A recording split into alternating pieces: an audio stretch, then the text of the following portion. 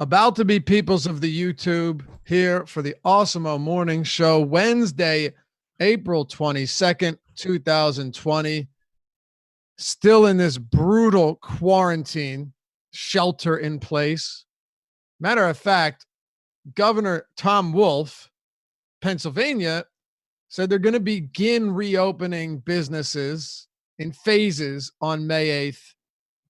And, that can't come soon enough. So we'll see what happens. Yes, there are some concerns. Everybody's worried, but, maybe we'll get into this later. Anyway, Dave Loughran, Josh Engleman, Ben Rasa with you on this Wednesday morning. And we've got some big news today that broke last night. We've been preparing for this. Huge news, as a matter of fact, and a ton of stipulations, a lot of trickle-down effect likely throughout the league based on what happens next.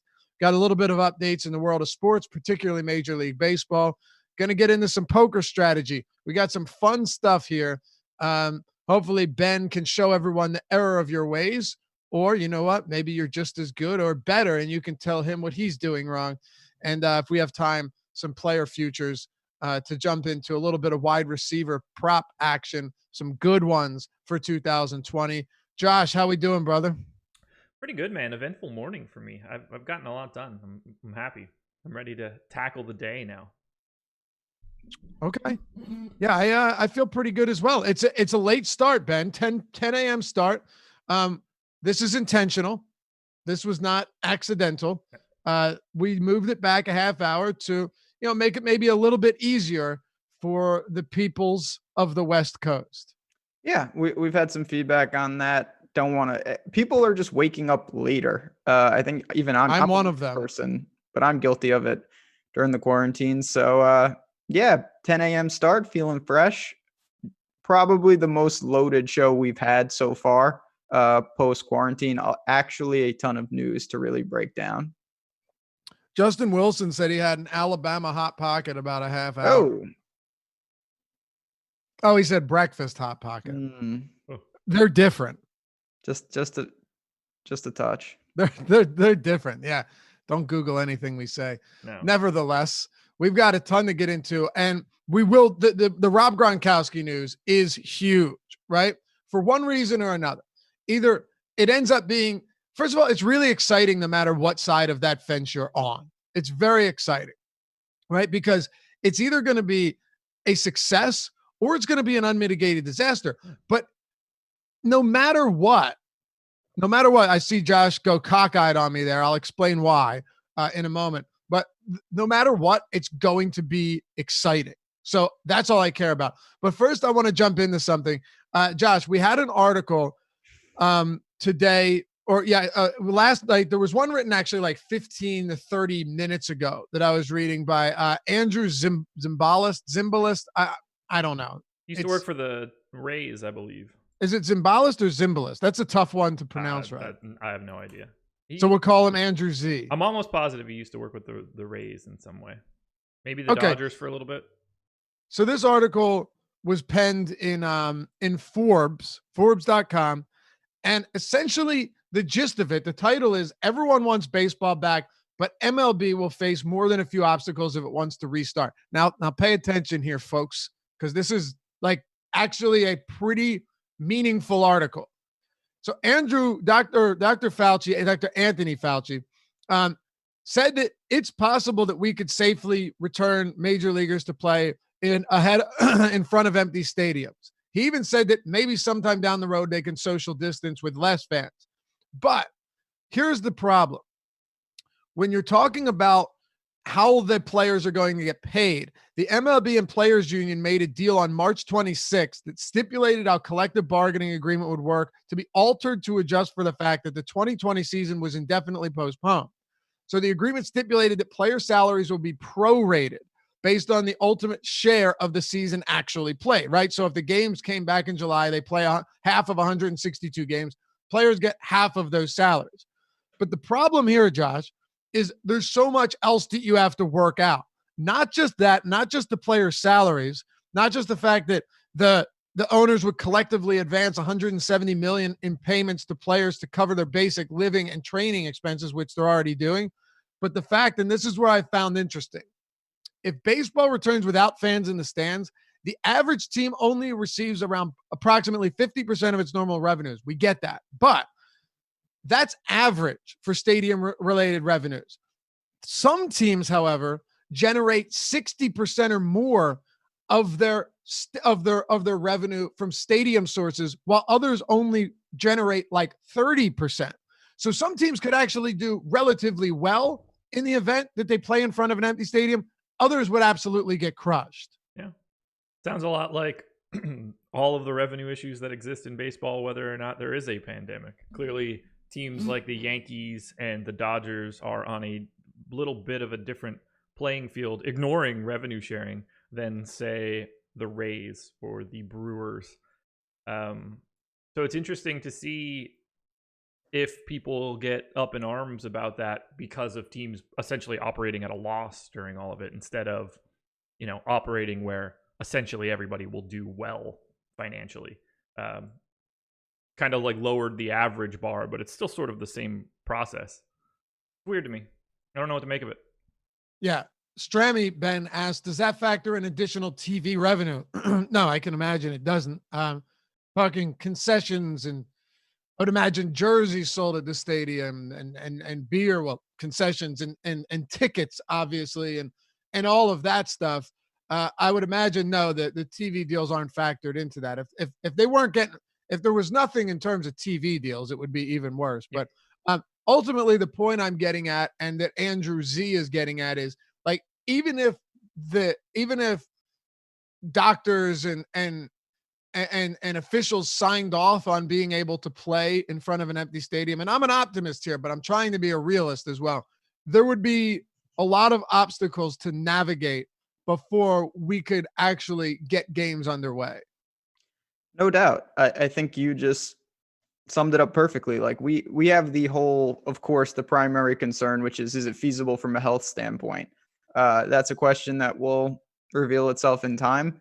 Even if the answer to that is yes in some capacity, sadly, as we all know, most things are about money. That's why when we talk about poker and sports betting and all those things, it's like, why can't the states figure it out?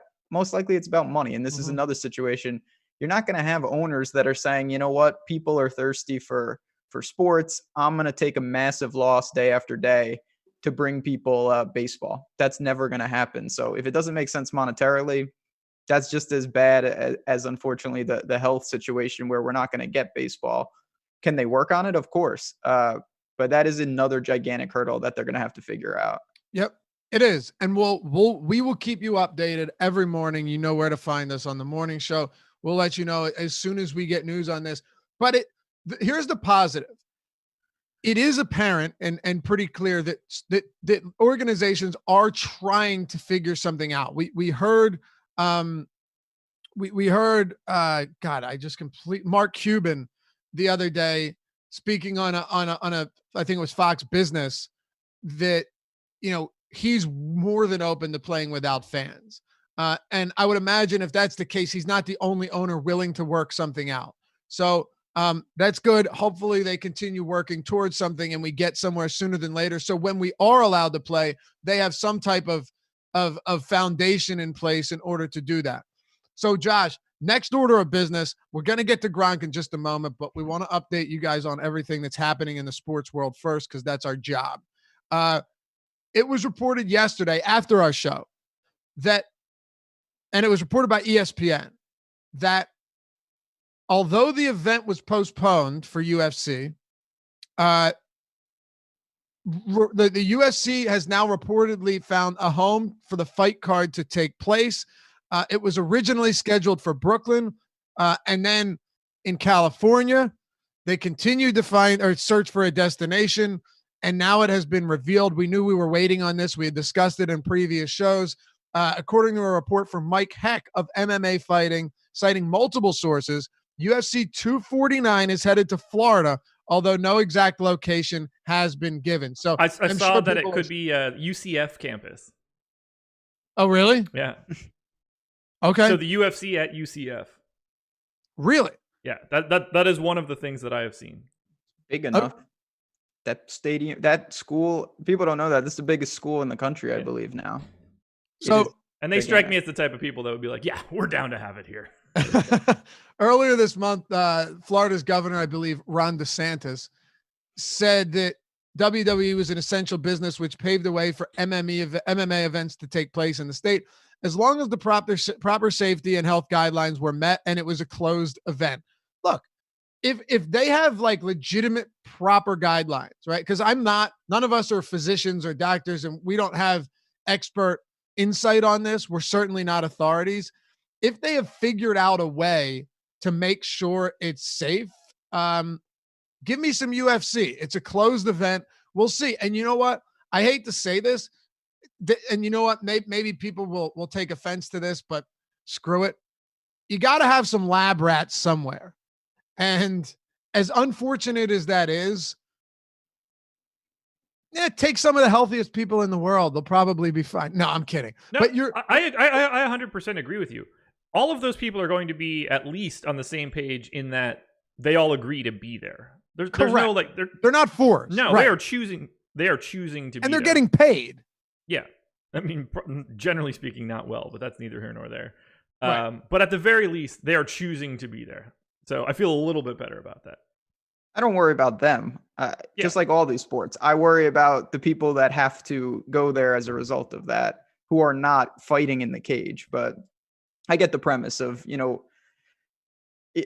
if they can find a way to do it as safely as possible, and then we see the results. If it's an unmitigated disaster, that leads you to one path. If it goes off and nobody seems to be affected, that's certainly a good sign that maybe we see more of this and we can even expand it. Allow me to make a point here, which I think both of you guys will agree with. The people coming there to work that fight, that is going to be no different than someone going to a grocery store loaded with people having to wear a mask, or standing in these food lines, which are dystopian and horrifying, with a mask on, with lines of hundreds to thousands of people. If anything, they'd be more spread out and there's less risk so long as the proper safety precautions are taken. I don't think that's terrible. If you're wearing masks, if you're set up for this, I don't know how testing is going to work, but we do know that the FDA just recently, 2 days ago, or yesterday morning, approved the antibody test, the in-home antibody test. So in a couple weeks, potentially, the three of us will be able to purchase them. As from what I saw now, they're $118 a piece, which I will certainly shell out for. I don't care. I want to know. Oh yeah, I will. I want to know. No shot. No, I want to know. No. I'll hope that Katie can get one on the sly. Oh, well, that's different, which she probably will be able to. Yeah. So if they have that type of stuff in place, I think we'll be okay. Yeah, we'll see. I mean, listen, it is what it is. I don't think there's a right or wrong answer. It's just we're going to have to use the data that we collect from events like this to make wiser decisions in the future. I don't think anybody really knows how could it. I think the range of outcomes is gigantic. And until you really put on an event, you're not going to have that data. You're going to have, inferences and projections, but we'll find out soon enough. And I certainly, just from a fan standpoint, am excited to see having something back, and there's going to be gigantic DFS pools for it. That's for sure. Strammy says the Awesemo plus COVID test package. That'd be something else. No, and T. Bennett, I'm not saying the wrestlers or the fighters wear masks. Certainly not. I'm saying the people working it wear masks, and then the wrestlers or the fighters are tested. Like, should we really be that upset that, here we go again. Should we really be that upset that some of these fighters get tested if we get to enjoy them beating the shit out of each other? I'm not worried about I'm that. okay with it. Yeah, to me, I don't think about it's just like the golfers. I think everyone's thinking these guys, they're inside the ropes, they're not near anyone. It takes more people than you think to put on these events, even a shell production of itself. I worry about those people who don't really have a choice and could be older. They could have, there's no prerequisite. So you don't have to look like a UFC guy to be part of putting on that show, obviously. So that's where the worry comes in. Yeah. Last point I'll make on this. I'm sure a lot of these people want to get paid. Yeah. These people working the fights, are not bringing in millions of dollars a year. From the sound of what Josh stated, it sounds like a lot of these fighters aren't either. No, most like of the a lot fighters of these, desperately need this. right? Oh, no doubt. So there are a lot of people out there, which is why, Ben and I had this talk yesterday. The protests are not good. Okay. And you'd never catch any of us supporting something like that. Just completely unsafe. But do I understand people are scared that they're losing their jobs and that they don't have money and that maybe these checks right now aren't going to be enough to support them, and they're worried that when it's all over, their jobs won't be there, so none of that matters. I totally get that. I understand the fear. It's a really scary time. So my guess is if someone was asked, hey, do you want to work this fight? They say yes, or they say no, and they don't have to, because as we've seen, basically no one in these instances is being forced to do it anyway. So I think a lot of them would much rather get paid. So this would be the first sporting event in the United States of any sort of value, right? This would be the first major thing that anybody could care about, like that ESPN would care about. This would be it, right? Yeah. I read something about like some like dirt track or something running a race in South Dakota. I mean, outlaw golf is in Arizona, but I don't think people are really. If they run this UFC card and someone tests positive coming out of it, what does that do to the rest of sports? Yeah, so on two sides. One, I don't think that will happen. Like, I really don't, but it could. And if it does, I think some of it would depend on like the mitigation process following that. But like how they handle it. Like, do they have something in place in the event that someone does catch the Rona at one of these fights? But if that's the case, then yeah, you would imagine everything gets pushed back even further and we're in trouble. So this is actually something that we should be paying really close attention to. It's huge. It's going to matter. I honestly, and this is what kind of speaking to what you were just saying, Luffy, I don't want this taken out of context. I think it's going to matter more than it honestly should for future sports. If somebody, God forbid, gets not just a fighter, again, if the news breaks that somebody voluntarily went here and contracted this and God forbid they died or something, it's not a good sign for sports in the future. I think that would, the PR blowback would be massive. So you just hope that they have information that says that they can put this on with really low risk across the board. Because if they don't, I think it'll cause more damage than it's worth to try to do it. All right. Brooklyn Juice says, why do we come on here and talk about this nonsense? Because this is like as important as it gets in the world of sports. It doesn't get more important. This UFC fight on May 9th is genuinely, as Josh just put it, you said like the only one really to come back, but it's huge because if it goes off without a hitch in the state of Florida, I guarantee you, tell me that every other organization isn't in some form or fashion paying attention to this very, very astutely. No doubt. And let's not forget, Dana White is tight with our president. Yeah. That like, you're right. Decisions that are being made by the UFC are going to the highest up people of ESPN, Disney, and without question, our president. So, you think so? And as far as the latter goes, as far as the president, because definitely Disney and ESPN, they gave him a stand down order. I mean, like obviously Trump's not picking fights and stuff, but when it comes to the logistics and making sure that this can happen, I think that there is no doubt in my mind that he is being kept abreast of every decision that the UFC makes. Agreed. All right. So then it's huge. Case closed. I mean, yeah, listen, huge. Yes. I think for people that may think that this, is not a great topic, but you just have to think logically. Sports are not just gonna. Yeah, I had a feeling. Brook and Juice. He was talking about chat. Yeah, obviously a friend of the show, but just in general, sports are not just gonna artificially come back where they say, "All right, it's been long enough." Like these decisions, these things that we're talking about right now, are stepping stones to getting everything back. Which is why we have to report it, because if this is an unmitigated disaster, the chances the NFL happens, I'm not saying it goes to zero, but it's less likely than if this goes great. There's no doubt in my mind they're correlated. Yep. Well, that's the update for the morning. Man, there's a lot to be packed into that, but it's so important that we talk about it. But it's also important that we talk about the big news from yesterday, April 21st. Rob Gronkowski. Rob Gronkowski, the newest member of the Tampa Bay Buccaneers, traded along with the 7th rounder for a 4th round draft pick. So Rob Gronkowski, not exactly valued all that high coming out of retirement, coming out of the WWE. It's now apparent, Ben, that he wanted to play with Tom Brady. They are reunited in Tampa Bay. You think it'll be a disaster. I'm entertained by it. I'm interested by it. No matter what, as I stated earlier in the show, whether it goes shockingly well or alarmingly bad, it is going to be fun to watch.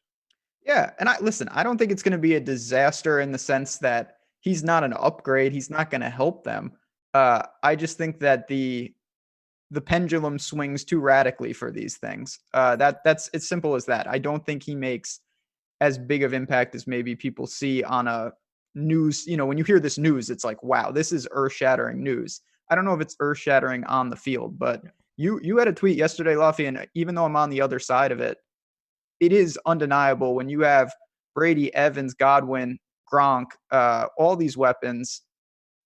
It is somewhat dangerous. If you're another team in the NFC South, obviously you're taking notice of this. You have to be. Because Brady and Gronk just need to be okay in tandem with Godwin and Mike Evans. And my God, Josh, this could be like, let's not forget, the Bucs run defense last year was actually stellar. Like one of, if not the best run defense in the league. If you could make some adjustments to the secondary, and again, Ben and I are on different pages here. I'm not sold on them being great, but I'm also not sold on them being a terrible team. I think some of the pieces could be there for them to put up numbers. What are your thoughts here on the Bucs now that Gronkowski is a member? And I'll wait to this, but I want to get into the general sentiment towards Bill Belichick following all of this as well.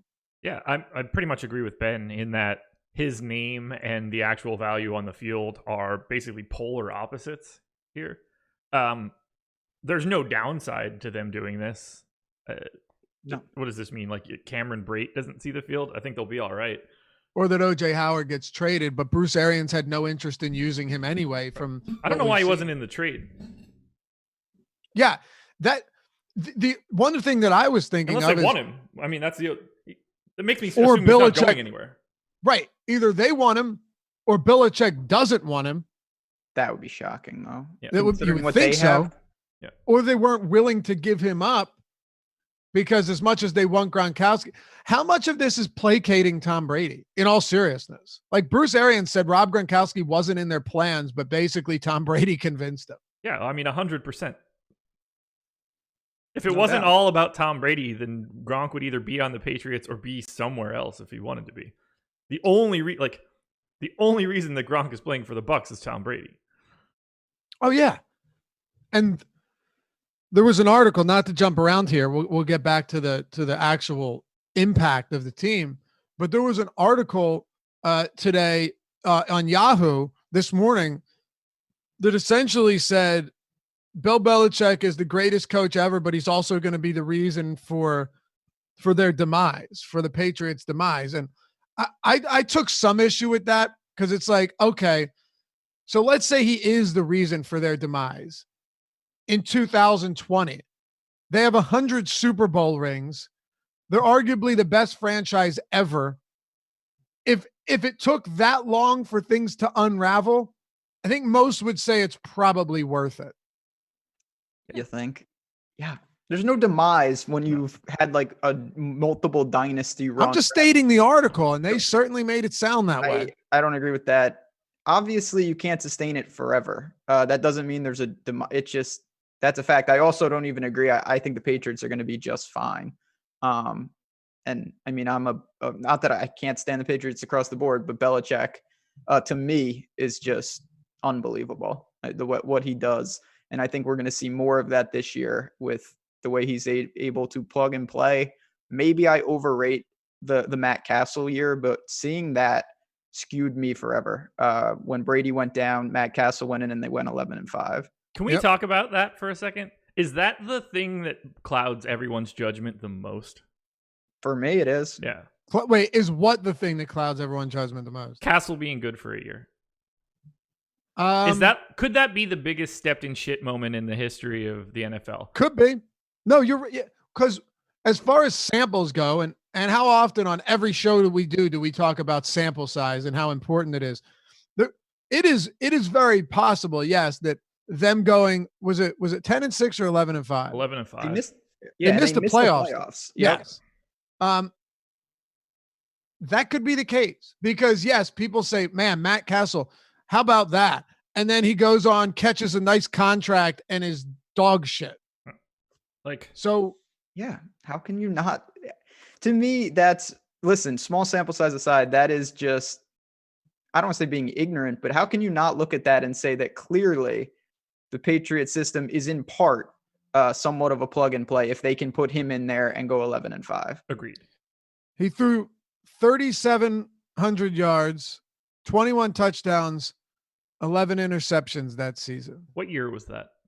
2008. Yeah, because I was in college. I remember Brady going down against the Chiefs, and yep. And then the following years, he was. Oh God! Actually, matter of fact, how about this? Matt Castle the next year, 2,900 yards in 15 games. No bueno. 16 touchdowns, 16 interceptions. The following year, they went 10-5 in his starts for Kansas City. I don't remember this. He threw 27 touchdowns and 7 interceptions. Yeah. Kansas City was good. So, by the way, Castle was 18th in defensive yards above average or above replacement on Football Outsiders for that season. And he was 19th in DVOA for quarterbacks. So what about in 2010 though? Because he literally went and did the exact same thing 2 years later in Kansas City that doesn't get discussed. Matter of fact, not only does it not get discussed, I didn't even remember that. Why would you?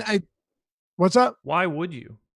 Why should you? Because he's like the 15th best quarterback in the league. You shouldn't be archiving those sorts of seasons for the Kansas City Chiefs. Well, it's not that. It's archiving the idea that what Matt Castle did in 2008 was essentially replicated with another team 2 years later. You see what I'm saying? I do. I absolutely understand what you're saying. I just think that both of them are meaningless. Like he was just a guy in the Pats season. He was just a guy in the Chiefs season. There's no like hope coming out of it. There's no like we figured it out. He was a guy that played and filled a spot. I don't think that there's anything to glean from it either direction. But I never equate 11-5 with just a guy. That's the thing. Or 27 touchdown passes. I mean, Derek Anderson was awesome for the Bengals for a season. Like this shit happens, man. There is some of that. I guess for me, that season with the Patriots was to me, that's Belichick's maybe his most impressive thing that he's done, as crazy as that sounds. Just, it was almost seamless. They were, and I believe me, I was at UMass at the time. I watched every single game of theirs. They're just a well-oiled machine. And I'm so interested to see, will we see that again this year with obviously glaringly different personnel? You know what that was? That was the 1,500-yard Jamal Charles year. But more importantly, the 15-touchdown Dwayne Bowe year. Remember that? I do remember that. So that means that Matt Castle threw like 60% of his touchdowns to one player that season. Yeah. 72 for 1162 and 15. So going back to Gronk here, you've got Rob Gronkowski, you've got Tom Brady, you've got Chris Godwin, you've got Mike Evans, and as of now, we have to assume that OJ Howard's going to be on the team. I don't know. And I also don't know what type of impact Ronald Jones has, but because I'm not sure that he's terrible, but I don't think he's great. Is there a chance, Ben, that this actually ends up being a very good offense? And I'll throw this to you. We did, Joey Corman, our social media guy, put out a poll, and the poll was, if you haven't answered it yet, There's only 1 minute left, but I'd like to get everybody's results. At Awesemo_com. Upon his return, where will Gronk rank among fantasy tight ends? We have top 3, top 5, top 10, or outside the top 15. So I actually voted top 10. So did I. 46% of people voted top 10. The reason I voted top 10 is not because I think that Rob Gronkowski is going to be good, but because the top 10, the 10th best tight end last year averaged single-digit fantasy points, 9 per game. It's not hard to be top 10 if you were a talent like Tom Brady or Rob Gronkowski, even if you've taken a step back. So top 10 is not insane at the position, but 46% said top 10, Ben. 25% said outside the top 15, which that's crazy. Yeah. Top 5, 19%. Top 3, also crazy, said 9%. What do you envision happening? I mean, it's so tough to project that. I think what you hit on is important. Two things can be right. I don't think Gronk is going to have a massive impact, and I still think he could be a fringe top 10 fantasy tight end because it's just not that big of opportunity cost. It's not a deep position, and not all teams utilize it. Now, to me, what we're looking at, Laffy, the Bucs offense last year was, now the turnovers were ridiculous, but that was a pretty high-powered offense. So I'm not saying they can't be similar, but to me, there's almost no chance they make like a gigantic jump of any kind. Maybe on the efficiency side, but in terms of the upside of the actual offense, even with the new weapons, I don't see that now. Okay. See, Steven says, if nothing else, Gronk is still a large red zone target. Yeah, and I see, like, that's he's going to get a look every time that they're inside the 20. He could have 400 yards and 10 touchdowns. He actually could do that relatively easily. Yeah, it's, just get him in the red zone. That's why when someone says, I don't think there's any chance he could be a top 10 tight end, when Jason Witten and Dallas Goedert basically tied for 10th last year, that's crazy. Yeah. It's not like he's going to be looking for like a lot of catches on the other side of the field on the 30. Like that's not, he's essentially going to be a 6th offensive lineman in those scenarios. But when they get inside the 20, like he's either going to feast or be a fantastic decoy. I mean, like, what do you do when Gronk is set up on one side of the field and Mike Evans is on the opposite side? And Godwin's in the slot. Right. It's horrifying. They are going to have to shade him in some sort of way with a body that could at least hang with him. I mean, he is a physical freak. It's a great move for just simply the red zone, which I've always felt should be sort of like a thing. Football being a little bit more specialized, like pinch hitters in baseball. Dude, as an Eagles fan, we had so many years where we literally were the best offense in between the 20s and then ranked bottom 3, bottom 2 in the red zone because they didn't have any bodies. They didn't have anyone to get the ball to once you got in that condensed area, and you needed a big body in the corner of the end zone or really anywhere to make those difficult catches. I'm 100% with you, Josh. And I again, neither of us are saying that this turns them into a Super Bowl winner. What we're saying is Rob Gronkowski, even if he's taken a step back, because everyone's like, Gronk isn't the same. First of all, none of us have seen him play. But he was working out for the WWE. He's healthy. He's healthier than he's ever been before. I think he needs to put a little weight back on because but you tell me he can't do that? This guy was training in the Bill Belichick era for like how many years? I wouldn't be terribly concerned about that. Ben, your thoughts? I mean, I do think that there's reasonable asks about where he's at. We know his injury history is very legitimate. But listen, that it's almost a free roll. Like if he's completely done or he gets hurt, what did you really lose? Nothing. And if he's even a 75% of his former self, you just made out like a bandit. So with the other weapons they have, we'll see. Obviously for the Bucs, they better hope that this is a plan for right now, not no NFL season and we resume a year from now. That would be very bad for this makeup. So it's going to be interesting. We see a lot of people in chat about what does this do to Godwin's value? What does it do to Mike Evans, who I really didn't like the fit with Brady to begin with? It is starting to get a lot of mouths to feed, and that is a concern from the fantasy side. So Rob Gronkowski, in his last season, I want everyone to remember this because it wasn't too long ago. He had 1,084 yards as a tight end and 8 touchdowns. Ready for this? In 14 games. He only played 14 games. And then in the Super Bowl, he had one of the most incredible second halves of football you'll ever see in your life. As an Eagles fan, I was terrified when they said, all right, time to get Gronk the ball. And nobody could stop him. No. Like, what if he's even 75% of that player that drags players, drags corners and safeties down the sidelines? And in that year, he had 344 yards after the catch.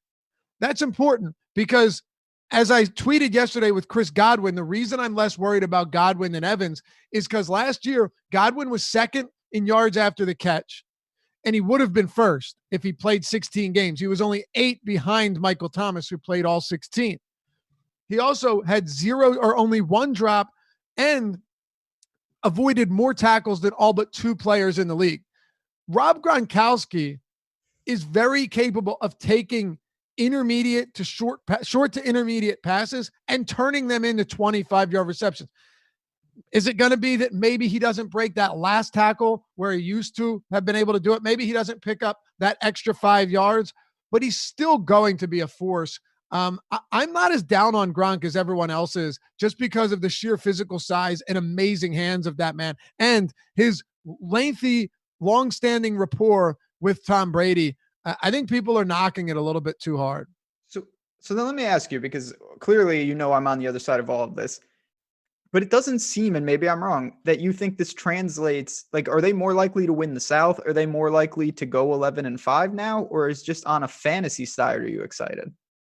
Oh, okay. So how about this? If you're drafting Rob Gronkowski this year in a fantasy draft, because remember, he was, even up until retirement, was a top 3 round pick, always.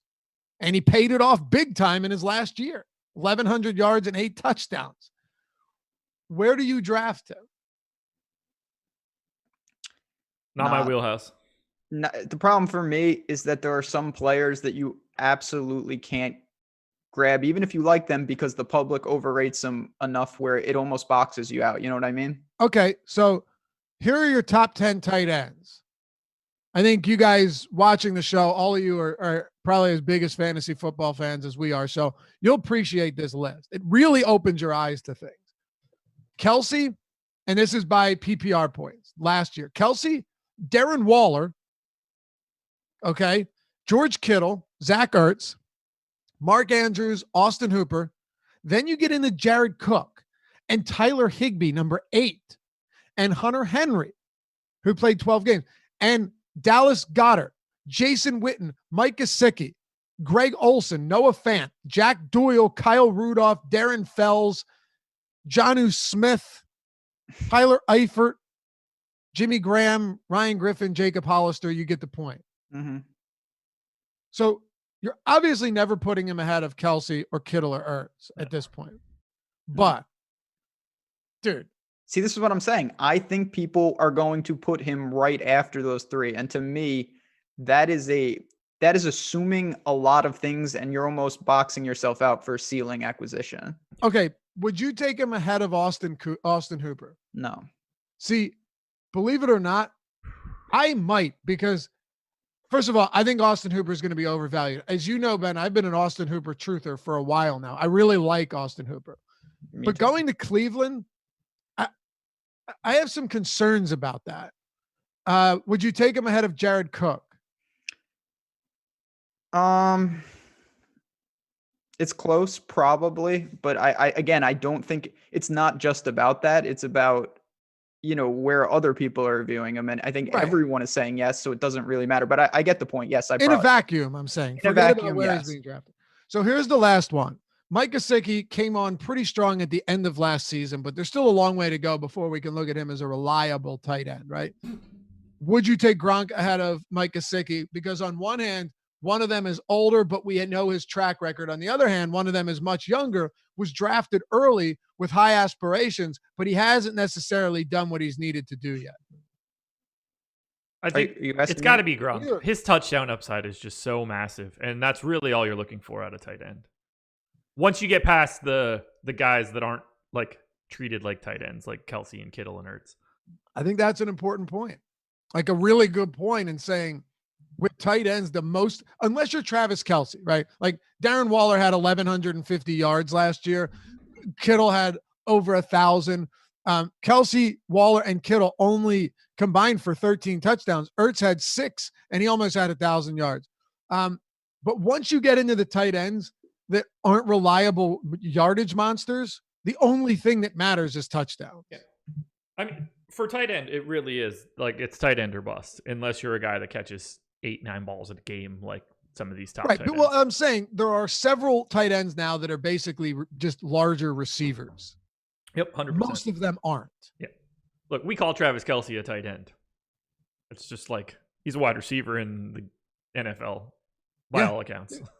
Dude, Darren Waller had a reception last year, I think, against Denver, where he sprinted about 80 yards and actually had breakaway speed. And it's one of the craziest things you'll ever see. It was almost out of their own end zone.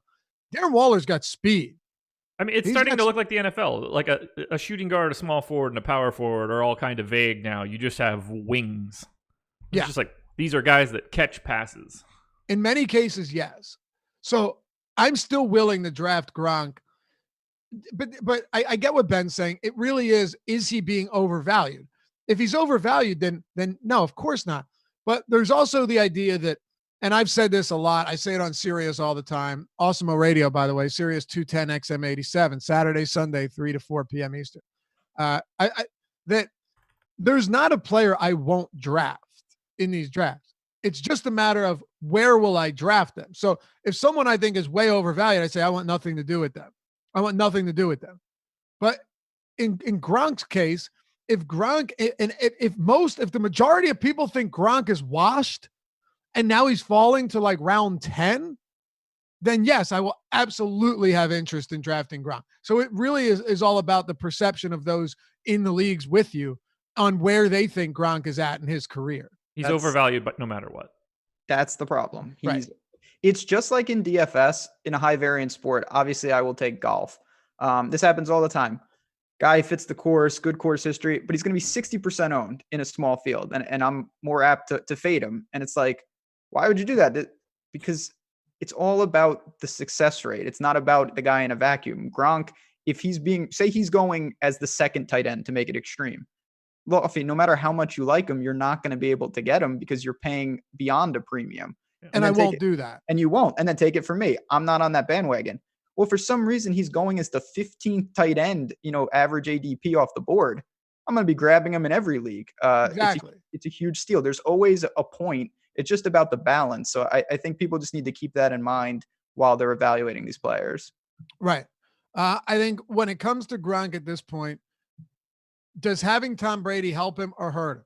There's two ways to look at it. And one end, it's like, yeah, it definitely helps him a lot because he's been playing with Brady for how many years? He specifically is returning the football to play with Tom Brady. I can't imagine he would have returned in any other scenario, right? There's no way he returns in any other scenario in the event that he's not playing with Tom Brady. So there's that. There's also the fact that Tom Brady did not look like himself last year. But I actually had a conversation with Adam Scher yesterday. You know him as Ship My Money, Deeper Dive, NBA Strategy Show co-host. And we got into a bit of a take about, how this affects guys like Mike Evans with Tom Brady.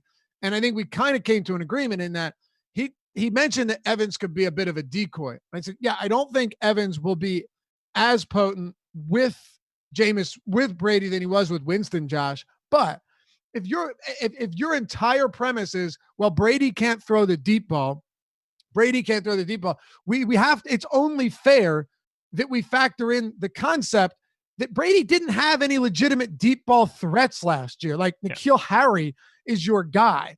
It was Julian Edelman or bust. You lost Antonio Brown. You don't have Josh Gordon anymore. He didn't have any deep threats. So until we see how his rapport looks and how the deep ball looks with a guy like Mike Evans who can actually catch bad balls, then how do we know what's actually left in the tank? Yeah,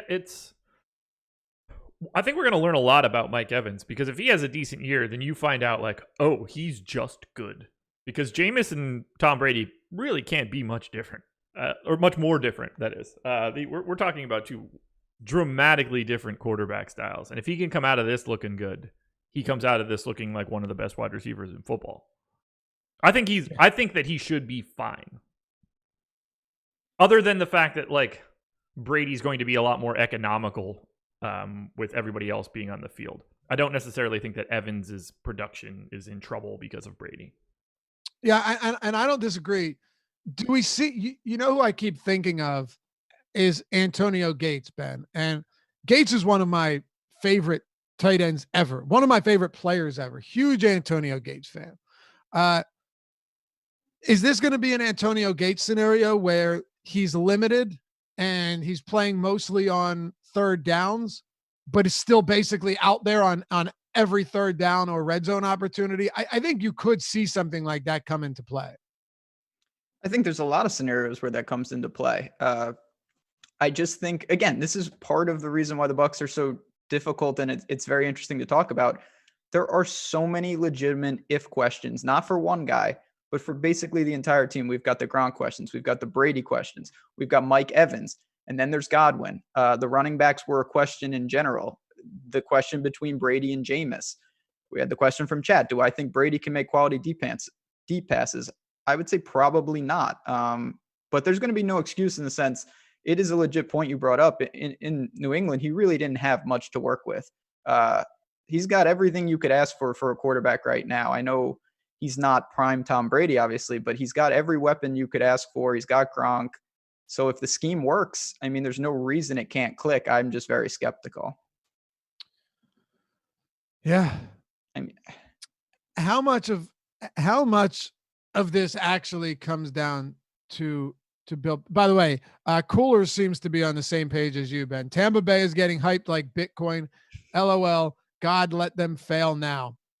Yeah, well, I guess, dude. There are not. I don't think many people are going to find common ground on this. Is the problem, and we do that on this show. You know, I'm always open-minded to listening to everybody else's opinions on teams. There's always things that I'm going to be missing. There's no question, but the NFC, everyone talking about how deep the NFC South is. Like, I'm not really sure if that's the argument you want to make in a year where we're extending the playoffs to 7-7 per conference, right? Because the NFC East is not particularly strong. The NFC West is strong. The NFC North, you got a couple decent teams. But outside of the Saints, who really terrifies you in the NFC South? You have the Saints, and then you have the Panthers, who have a win total of 5.5. And then you've got the Falcons, who have essentially been underachievers outside of the 1 year where they were the ultimate underachiever in the Super Bowl. Like, I don't necessarily think this is a division where it's like, oh my God, they got to play the Panthers and the Falcons twice. Quick question. What was the win total for the Bucs yesterday or 2 days ago? You know what? It was 9.5. It's 10 even action on DraftKings right now. Really? Yeah. Wow. Minus 110 on both sides. So Gronk moved. I wonder though, when it was 9.5, if it was juiced to the over. I'm sure it was. Probably. If it moved that much. Yeah. Because, well, I'm saying it can't move that much. Then I mean, it 10 can, even but money wouldn't be such a huge shift. Public is yeah. Yeesh. They are now also plus 100 for the South, tied with the Saints. I don't want them at 10 at all. That is, yeah. I listen. Obviously, no shock that I'm going to say I can't believe that. I think the Falcons are much more likely to win the South than the Bucs. And yet you can get them for plus 1,200. Yeah. What's the Falcons win total, Josh? Like Because that's a big one. 8. 7.5. Okay, 7.5. So here's the thing. I think I mentioned this to both of you guys yesterday when we were discussing this, kind of preparing for this morning's show. I'm of the opinion, it's not even an opinion, as a matter of fact, this is a fact. What they're doing in Tampa Bay is massively risky, but also does have a potential payoff in that they're only giving themselves a very brief window to make this work. Is it possible? And this is where there's so many people like, no, it's completely impossible. Brady's got nothing left. He's done. That sounded good, man. You would belong on Philly radio after that one. Yeah, you've been practicing. It is possible that course. Tom Brady has one more year left when he's supported by guys like Evans, Godwin, and Gronk. The offensive line is going to play a huge role. Do they draft linemen? Do they protect him? If you can protect Tom Brady and say, okay, just get it to one of these guys, Godwin, Evans, or Gronk. It's crazy to me to think that like we're completely, and I'm not a Brady fan at all, but it's crazy to think that we're entirely writing them off. And on like Cooler says, Tampa Bay is getting way overhyped. Here's the thing. They're getting hyped, but there's also the other side that is completely written them off. That's got to be the minority, don't you think? No. Among, okay. I don't, if you go on, I'm judging small sample, but from the comments from my tweet yesterday, there were more, they stand no chance, they'll go 7-9, they suck comments, than this is going to be a good team. It's tough because it's from the Patriots. Most people, I think, hate the Patriots. I know I'm certainly no fan of them. I think a lot of people want it to be over with Brady. But I'm just saying, we have in chat, Kevin Sellers, how can it be overhyped when Brady, he always has a 10-win season? Does that indicate future success? To me, the answer is no. Cool. You get him infinitely now, man. It's going to be great. I'm going to sign him to a contract for the next 40 years. Like, it's not correlated. He's unstoppable in New England. He was fantastic time and time again. I don't see it that correlated. If I did, of course, I would be a lot more hyped. I think that the question marks are very legitimate, and this change is not a simple plug and play by any stretch. Josh, it's also worth pointing out that somebody like in chat, and this is what interests me as well. Steven says, guess we'll see how important the Bill Belichick system is. That's another factor here for sure. And we discussed it earlier with Matt Castle, which we won't get back into. Yeah. I mean, what if the Patriots go 13-3 again? Then and the Bucs are terrible. I mean, I think the pendulum will swing so much, not rightfully so, even though I don't like Brady, to say, see, it was all Belichick all those years. Now, that's not true, but I do think there's a reasonable chance that the Patriots are still very effective, even if, of course, it's going to be different. Ultimately, they had the 14th ranked offense and 15th ranked, or 14th ranked passing offense, 15th ranked rushing offense per Football Outsiders last year. The number one defense. Like, if you can be an average offense with a elite defense, they should be really good. Yeah, and if you've got that pulled up, look up the Bucs rush defense from last year too. Number one. Number one. Which number is one run defense for the Bucs. Not all that valuable, but valuable nonetheless. Well, it's very valuable if you can get, it's very valuable if you have a decent enough secondary. But more than that, if you have a good pass rush, because if your run defense is stellar, right? And you're forcing teams to throw the football, but you have that pass rush that gets to the quarterback, that's what it comes down to. Like, if you have a strong pass rush and a good run defense, I would think there's a legitimate connection there, knowing that forcing teams to throw also means that they're going to have hands in their faces and you're not going to have a lot of time to get the ball out. I look at it like, if I have a powerful offense, I hope that my defense is better defending the pass than the run. Of course. Yeah. So I expect Tampa's offense to be fantastic. In a perfect world, they would flip-flop their skill sets and have the top pass defense. And I agree. But what I'm saying is, if you're working with the top run defense, right, and you haven't been able to fix the pass defense, having a pass rush can mitigate a less talented pass defense. You know what I mean? Yeah, 100%. Yeah, and look, I certainly don't see this team going 13-3. I wouldn't bet the over on 10 wins just because I think there's no meat left on the bone there. But I definitely think that there's a common ground to be found here in terms of like what are realistic expectations for the ceiling and the floor. And to think that, the ceiling isn't 10 wins is kind of crazy. But I guess, Ben, you don't think it's possible at all. I mean, listen, the ceiling is always, this is the NFL. Obviously, I'm just saying the pass to that, to me, you need to avoid injuries. Everything has to click, and you still need some luck. It's no different than a lot of teams besides the very, very top. But for me, it's more priced into the ceiling. I just want to throw this out to Chad and even you guys. A lot of people saying, Brady's done it for so long. That's correlated. That's why, he's going to be successful here. Do you feel the same way about the Patriots on the other side? They've done it for obviously just as long as Tom Brady. Is everyone assuming they're going to win 10 wins, considering they do that each and every year? So I find that part kind of confusing and somewhat interesting that people seem to think Brady will replicate it, but the Patriots may take the step back. I don't know the answer to that. And that's why I think this season, assuming it plays, is going to be one of the most interesting seasons in a while. You have a dynasty in New England that has since been broken up. They've lost Tom Brady. Rob Gronkowski returns out of retirement, but he's playing with Tom Brady in Tampa Bay. No matter what, that's an exciting situation, and everyone's going to tune into that for sure, right? On the other hand, though, can you take Jared Stidham and turn him into a 10-11 win quarterback? It's a very difficult question to answer. How much influence does and did Bill Belichick have, and how much of it was Brady? I'm someone that leans on the side of Bill Belichick had just as much influence as Tom Brady.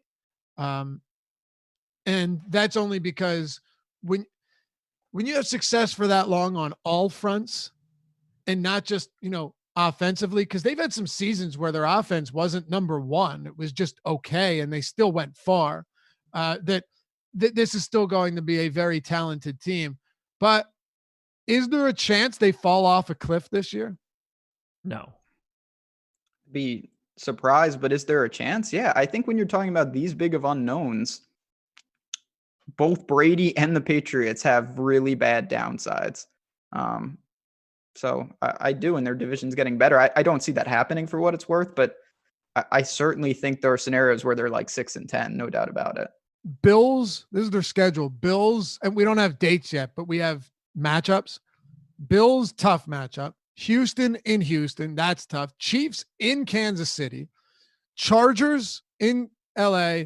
And again, I'm just doing their away games first because we don't have dates.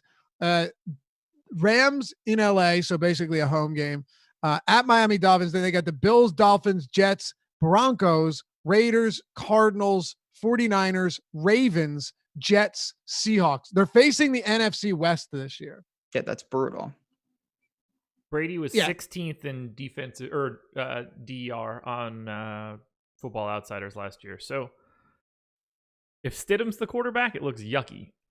If it's Dalton, I see no reason that they're taking like any sort of real step back. Okay, here's the question that if you're a football fan, you should be all over this as we have, because this could throw a wrench into the entire works of the NFL. Cam Newton or Jameis Winston. Is there any possibility that one of these guys, as much shit as we talk on Jameis Winston, and a lot of it's justified, right? He's the only 30-30 member to throw 30 touchdowns and 30 interceptions in a season.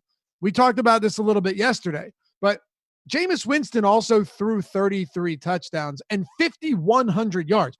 It's only been done 10 times before that, and five of them were from Drew Brees.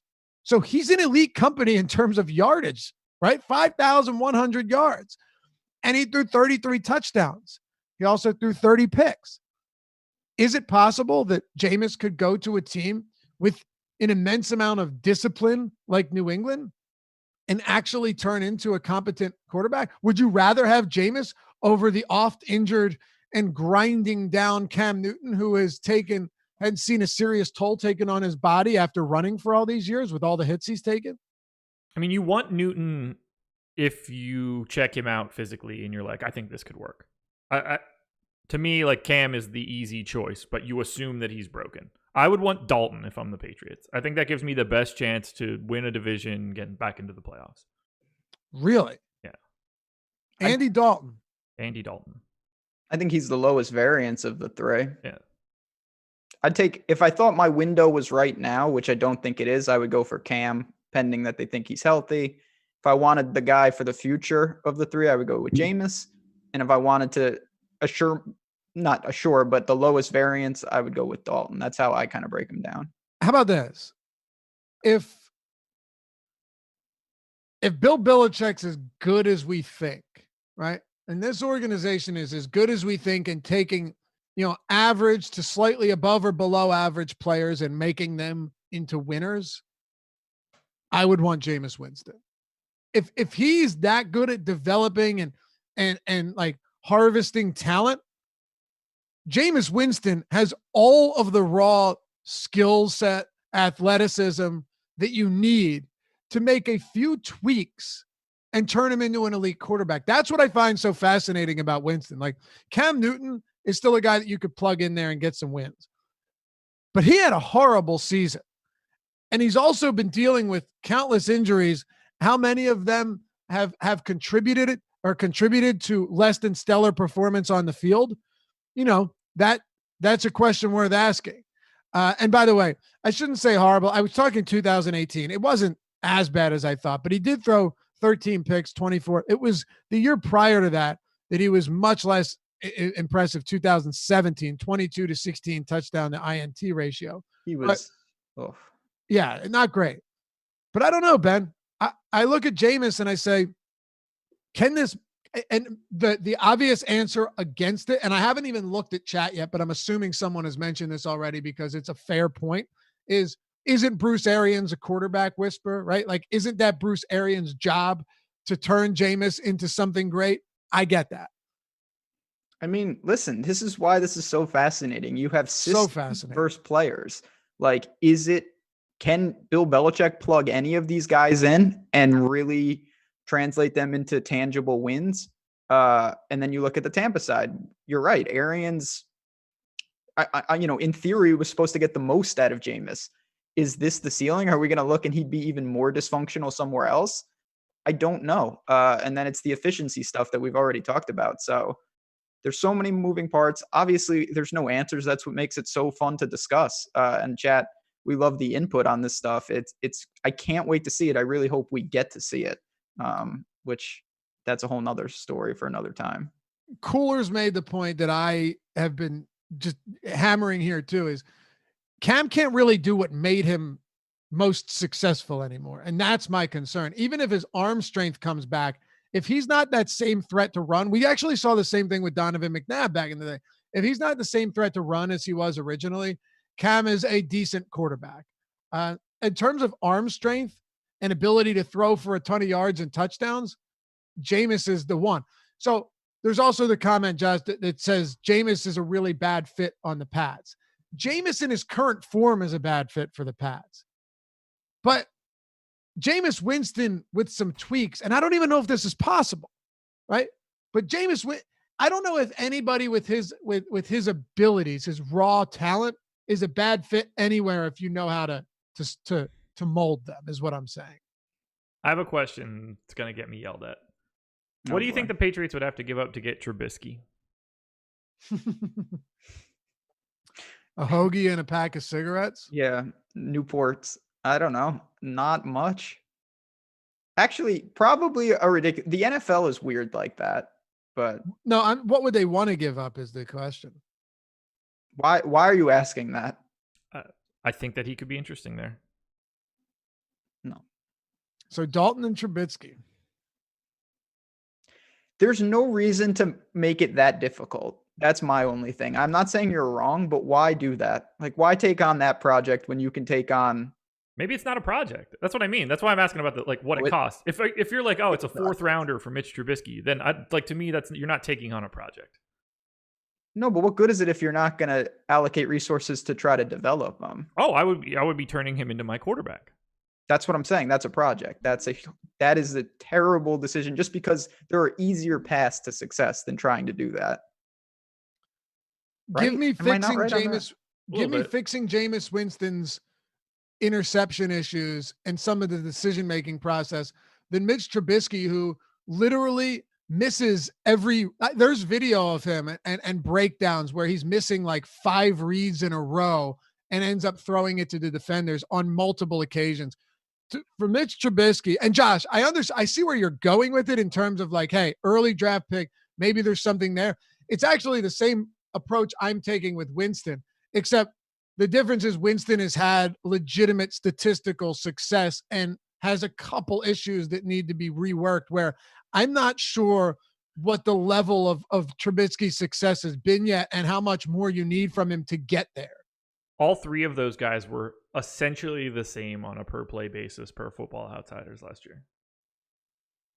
But read into that whatever you want that to be. I found it interesting. Like, okay, well, of those guys, he's pretty young. What about Mariota? I know these are not realistic targets, but like to me, he would be a guy that if he were the Patriots, in theory, but there's again no reason to do that when you have. Yeah, I would want nothing to do with it. I think he's legit bad. Oh. I mean, you're probably right, but Mariota? Yeah. He's worse than Trubisky to me. But then we get into these conversations too, which is why I'm like dying to see Winston there. And by the way, Winston to me it makes me cringe. The E to W stuff, like the pregame hype stuff, what he did on Hard Knocks with the other quarterbacks, making them, like spit raps before in the huddle before going. I mean, it's spit cringy. Raps in the huddle. It's cringy stuff. You become Bob Ryan. Spit bars. Dude, it's cringy, right? Like it's real bad. But in the same breath, if Tennessee could take Ryan Tannehill, who never got it done in Miami, right? Who never got it done in Miami and came to Tennessee and was more than competent. Yeah. Derrick Henry didn't hurt that equation when he's got like 65% of the yards in the playoffs, but come to Tennessee and be able to produce. What would we be saying about Winston? And I get it's a hypothetical. It didn't actually happen, but what would we be saying about Jameis Winston if he cut down, 8 of those, or say 7 of those touchdown or interceptions last year, and they were turned into interceptions and they were turned into touchdowns. So then you're talking about 5,100 yards and 40 touchdowns instead of 30 interceptions. It's a crazy hypothetical. I get it. But I'm saying, what if you can limit his mistakes? Because there's so many mistakes that you would only have to cut those mistakes down, not even in half, in order to make them potentially a winning team. You just gave that team 50 more points on offense. It's just, there are 2 different types of players, and it's about, to me, just, fitting the team. There are teams that super strong defense, good running game. You want a quarterback that's going to throw under 10 interceptions. That's more important than how many touchdowns he throws. Jameis, not the right fit.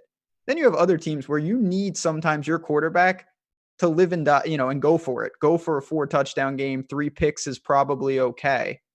That's where you want to roll the dice. I mean, can Jameis be a little more efficient? Of course, but I don't think we're ever going to see him where he's making the prudent play. He's always going to take those shots, and that's just the risk reward. You have to tailor your team around that, and if it's not the right fit, it's going to end horribly. If you enjoy the show, hit us with a thumbs up. It helps us out a ton. We appreciate everyone hanging out with us each morning. We're trying to get around that pesky YouTube algorithm that caters to the big channels. We're just trying to get a piece of the pie. You know what I mean? So hit that thumbs up, subscribe, hit the notification bell as well. If you haven't done so yet, you'll always know when we're dropping new content. You will get alerted for that stuff. And it also is a big help for us. All right. So fair enough.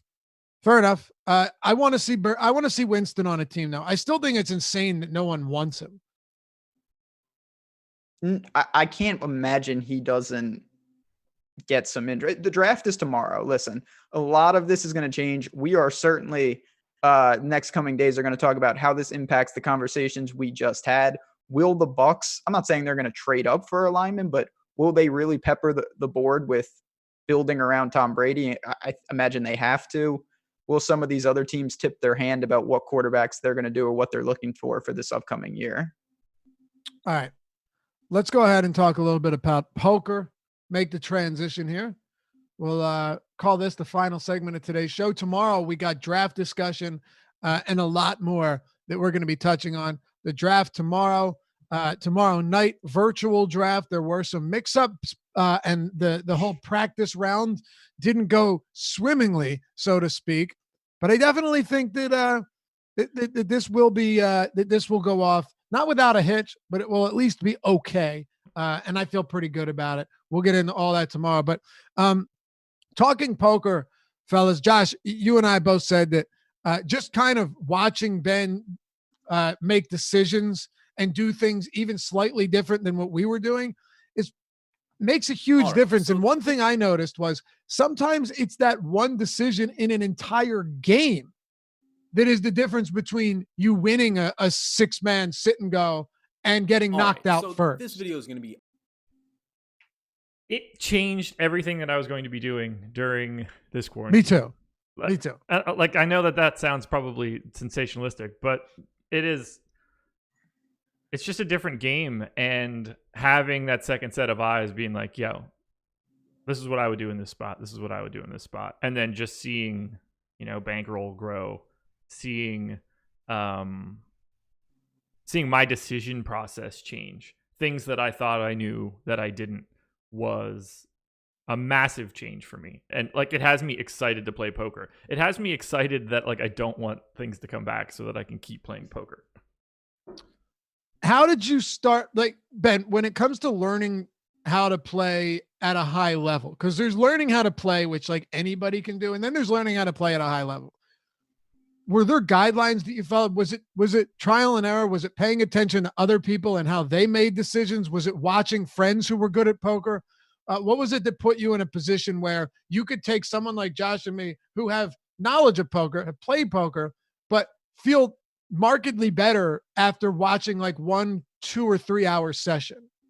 So yeah, like everything, it's a fine line. You got to tailor to your skill set. So some people really immerse themselves in the numbers, in the ranges and whatnot. And you're going to need to know that stuff, but you got to also tailor to what you're good at.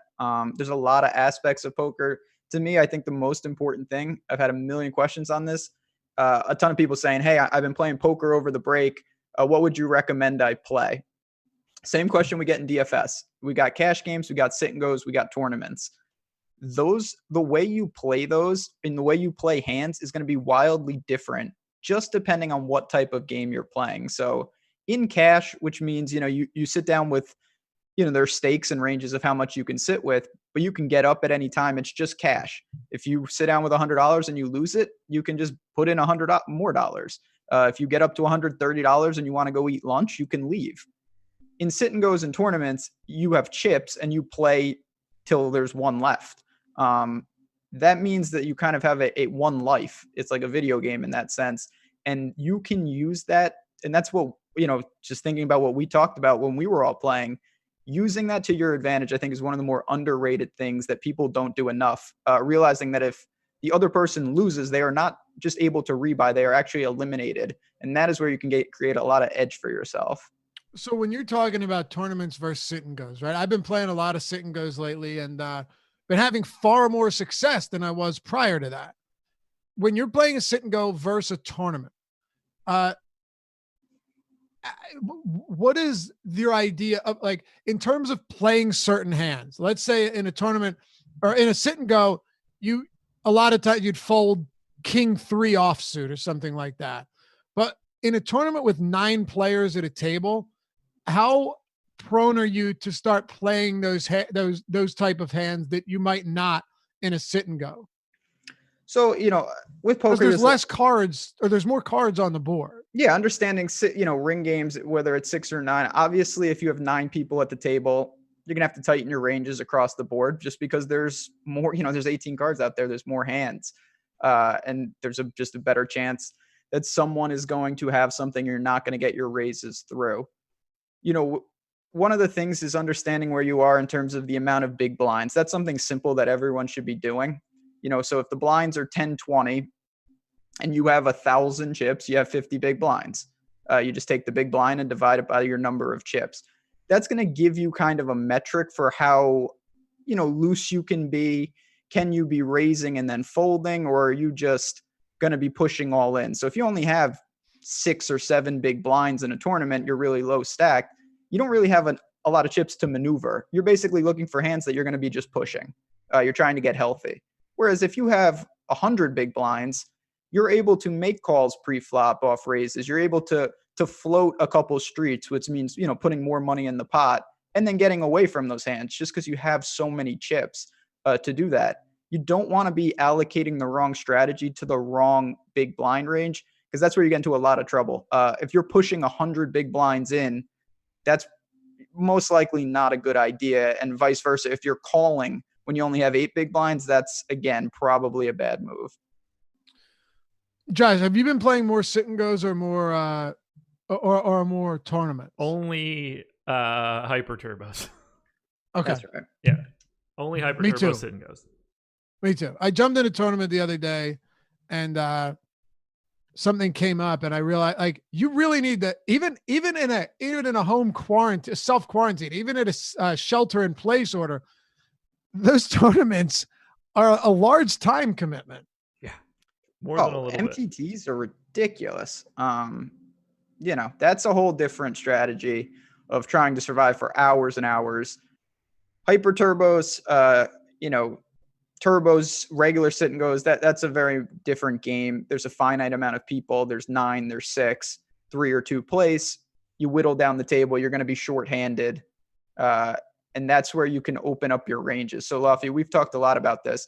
If you're playing in a 9-man sit and go and you got 4 left, that's the bubble. 3 are going to get money, 1 is not.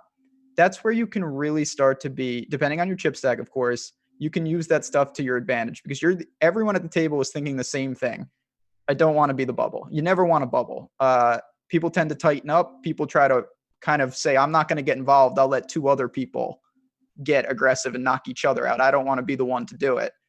You can leverage stacks there if you're willing to take the risk. Doesn't mean go wild, but those little edges of when to push your chips in, when to really put pressure on other opponents, is where you can gather a lot of chips before you're in the money. And that makes the difference in terms of your actual win equity coming in first, rather than just min cashing sometimes. And I asked you this question the other day. I went all in on trips and lost in a spot where, he checked back to me after the flop. I raised, and then he raises after the turn, but there was no potential flush on the board, and he raised it, and he had nothing at the time. So, and I knew just by looking at the board, that I had the best hand at the time.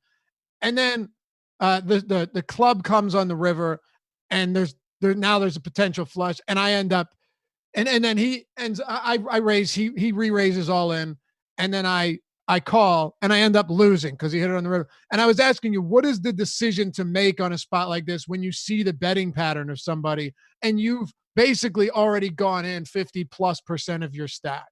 Yeah, I mean, like I said, it's very nuanced, and we're going to get into some real situations. Maybe we'll stream some poker in the near future. But generally, like anything, is what you want to do. You want to have an idea of, what are you trying to do? Are you trying to protect your hand, or are you trying to induce, which means get them to put money in the pot and not fold? Depending on the range that you think they have. So in situations like that, most likely you're trying to induce. It opens you up sometimes to draws, and that's where you really have to try to be cognizant of who you're playing, what the board looks like, the textures. A lot of factors go into it. But generally, if you have a set strategy of just keeping it pretty steady, knowing where you're playing, you can be pretty efficient. There's, of course, a lot of variance in these games, no doubt about it. But if you really study your ranges and just have a pretty sound situational playbook, you'll be successful, no doubt about it. Do you have any thoughts as to like proper amounts of buy-ins for bankroll for people? Obviously I'm coming at it from the sit and go perspective, and risk tolerance is clearly the biggest piece of all of this. I'm more likely to take some risks with my money than, the average Joe. Do you have any like the bankroll tidbits that you like to follow? So it's just like DFS. I think generally people are underrolled, even probably me included. It's hard to, say I'm going to have, I'm 0.5% of my bankroll in each game. Unless you have a lot of money, it's hard to do it. Now, I think depending on what kind of game you're playing, you can open it up a little. Obviously, you shouldn't be playing, 20% of your bankroll because it doesn't matter. You will hit a streak where you're just running bad and you will bust. If you don't have enough runway, it doesn't matter. But I think like anything, you talk about your risk tolerance, you talk about your goals. Josh, you've talked about this. You're kind of, I'd say, more on the aggressive side. If you're someone that says, I want to take $200 and I want to roll it up to 2,000 immediately, well, you're going to be pretty aggressive if you don't mind losing it. That's probably not the most sound advice, but that's how you do that. Yeah. On the flip side, if you're like, I don't want to lose this money, I just want to see if I can make $100 in 2 weeks. Well, you might be able to play, very small dollar sit and goes and grind it up very incrementally, have really low risk of ruin. It's just going to take a long time, and you're not going to have days where you triple, win 40% of your bankroll or double up or anything like that. Okay. One thing I've been doing is starting with like certain buy-in, certain stakes, and just consistently playing that.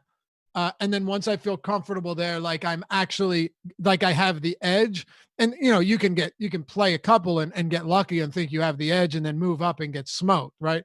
So I've been spending a decent amount of time on those, Ben. And then once I felt like I'm in a position where I could play higher stakes, I'm doing that. And just based off Josh's question, there is always that thing where, in DFS, higher stakes doesn't necessarily mean better competition. Like there's all of the best players are in higher stakes, right? But there's also a lot of people in higher stakes on like in the Thunderdome that have horrible lineups. We see it all the time, right? Like there's a portion of them where it's like you can tell they just have a lot of money and they just want to spend that money. But it certainly seems like in poker, and similar to DFS, because you don't need everybody in the field in a high stakes DFS contest to be good. But when most of them, or even half of them are, the competition is still very stiff.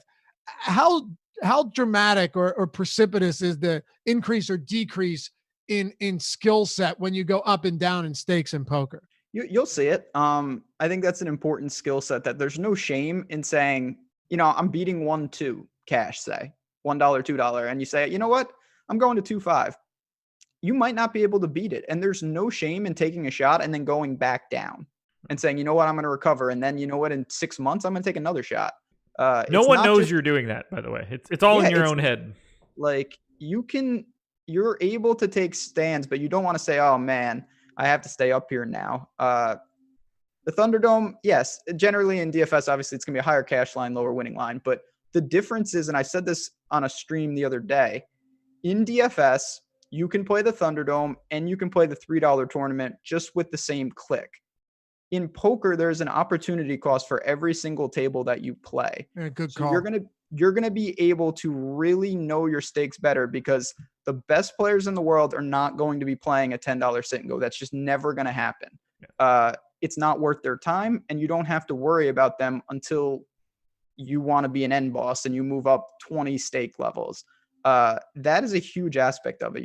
It's kind of like an ecosystem that polices itself, because you're not able to play unlimited tables. If you were, be a huge problem. And the little guy would have no chance, but you're able to grind up comfortably at lower stakes because the competition is just that. There's no sharks out there. Okay. Good stuff. We appreciate you guys hanging with us as always. Before you go, remember the esports package at Awesemo is crushing it right now. No doubt. Alex Baker's projections, ownership, and so much more. All of the articles, the rankings, the top stack tool, which if you use for baseball, you know how valuable that is. If you go to awesemo.com/join esports, that means that you can check out everything we've got, the monthly, the weekly, the express weekly, everything in some form or fashion, depending on your economic status, your financial status right now, or where you're at, given COVID and everything, and a lot of job losses. Everything is definitely still affordable in some form or fashion. We have a package for everybody. So that'll get you the ownership, the projections, all of these, by the way, the same that Alex Baker, Awesemo, uses himself. These aren't some bullshit, okay, we're going to slap his name on it like we've seen done before. No, these are all legitimately his projections and ownership and top stacks tools that he uses to win real money himself. And I feel like that's important to throw out there because there's a lot of skeptics in this space. And some of it for good reason. Yeah. But go to awesemo.com/join esports and check out everything we've got to offer. Keep an eye out for more flash sales that we do going forward to get you in on better deals, but maybe there won't be any going forward. Who knows? We'll see. Last thing, we've got a giveaway happening for the NFL draft. If you go to @Awesemo_com, you can win a platinum yearly pass and an NFL jersey of your choice. It's a $1,300 value in this giveaway. And all you have to do is correctly pick the first 3 picks of the 2020 NFL draft. Follow @Awesemo_com and Awesemo NFL. Like, retweet, and reply to the tweet with your guess. That's all you have to do. And while you're at it, follow Josh at Josh Engleman. Follow Ben at JazzRaz DFS and myself at Laffy_D, LOUGHY_D. It's not required to win, but it's the right thing to do. Good karma. Boys, anything before we head out? I'm just anxious to see what kind of ridiculous nonsense happens in sports tonight that we could talk about tomorrow. Because while Gronk wasn't like the shock of all shocks, I wasn't ready for it yesterday. Yeah. And appreciate all you guys hanging out, by the way, and the support in chat. Means a lot to us during these times. I think this gives us all something to kind of hang on to each morning. And I say it so often, but like some sense of normalcy back in our lives. Hopefully everything will be back soon. But Ben, tomorrow, wide receiver props, some great ones, breaking down the draft in depth as we get ready. It should be a good show. Absolutely. And if anyone has any questions, we've been doing that at the end of shows and whatnot. Hit us up on Twitter, hit us up in Slack. We will take your questions and make sure we get to them on the show, whether it's poker, specific draft props that you want us to talk about. The show is here for you guys. So we want to make sure we get everything in there, but another good one tomorrow. We'll see everyone then. All right. See you back here in the morning. Peace.